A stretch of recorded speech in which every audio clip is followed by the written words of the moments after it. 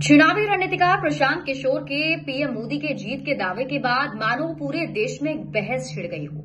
NDA घटक दल तो ये दावे या यूं कहें भविष्यवाणी सुनकर काफी उत्साहित है, तो वहीं इंडिया अलायंस के नेताओं को ये बकवास लग रहा है।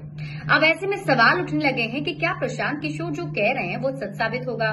जैसा उन्होंने दावा किया है वैसे ही परिणाम 4 जून को आएंगे, और क्यों उनके दावे पर पूरे देश में चर्चा हो रही है? तो इन सभी सवालों का जवाब आपको हम इस वीडियो में देने जा रहे हैं, इसलिए आप इस वीडियो को एंड तक जरूर देखिएगा। सबसे पहले तो बात करते हैं कि आखिर दावा क्या था। तो पीके ने एक इंटरव्यू में कहा है कि सत्ताधारी भारतीय जनता पार्टी यानी कि बीजेपी फिर से केंद्र की सत्ता में वापस आएगी और नरेंद्र मोदी की तीसरी बार सरकार बनेगी। उनका यह कहना है कि जमीन पर बीजेपी और पीएम मोदी के खिलाफ कोई गुस्सा नहीं दिख रहा है, हल्की फुल्की नाराजगी है, तो बीजेपी को सीटों के रूप में कहीं बड़ा नुकसान होता नहीं दिख रहा है। वो ये भी कहते हैं कि अगर बीजेपी उत्तर पश्चिम भारत के अपने गढ़ में कुछ सीटें अगर गंवा सकती है तो उसे दक्षिण पूरब में कुछ सीटों का फायदा भी हो सकता है, और इस तरह से बीजेपी को 2019 या फिर उससे भी बड़ी जीत मिल सकती है। और अब हम ये जानते हैं कि प्रशांत किशोर के अनुमान और उनकी विश्लेषण क्षमता पर कितना भरोसा किया जा सकता है।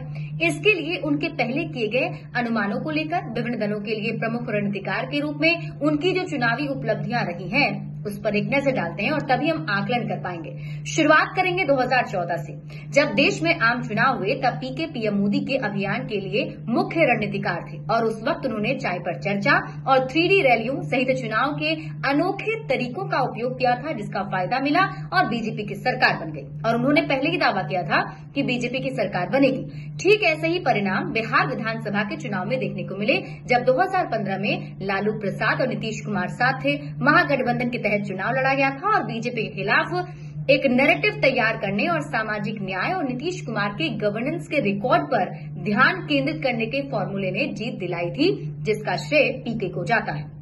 2019 के आंध्र प्रदेश विधानसभा चुनाव में पीके ने वाईएस जगनमोहन रेड्डी की मदद की और आंध्र प्रदेश में वाईएसआरसीपी की सरकार बन गई। 2020 में दिल्ली विधानसभा चुनाव में अरविंद केजरीवाल के लिए रणनीति बनाई और वो सफल हो गए। दिल्ली में आम आदमी पार्टी की जीत हुई थी और ऐसे ही 2021 में पश्चिम बंगाल विधानसभा चुनाव में टीएमसी की पीके ने मदद की थी और ममता बनर्जी की सरकार बनी थी। और ठीक यही फॉर्मूला 2015 में अपनाया गया था, जब दिल्ली विधानसभा के चुनाव हुए थे तो पीके उस वक्त अरविंद केजरीवाल के साथ मिलकर काम कर रहे थे और उनकी सरकार बन गई थी। अब ऐसा नहीं है कि बार बार उन्हें सफलता ही मिली, कई बार उन्हें असफलता भी मिली है। अगर हम असफलताओं की बात करें तो 2017 में उत्तर प्रदेश विधानसभा चुनाव में, जिसमें कि कांग्रेस और समाजवादी पार्टी का गठबंधन हुआ था, उसको लेकर उन्होंने स्ट्रैटेजी बनाई थी, लेकिन वो फेल हो गया था। 2017 में ही उत्तराखंड विधानसभा चुनाव में हरीश रावत के लिए पीके ने काम किया, लेकिन वो फेल हो गए। 2022 में उत्तर प्रदेश विधानसभा चुनाव में समाजवादी पार्टी के लिए काम किया, लेकिन वो फेल हो गए।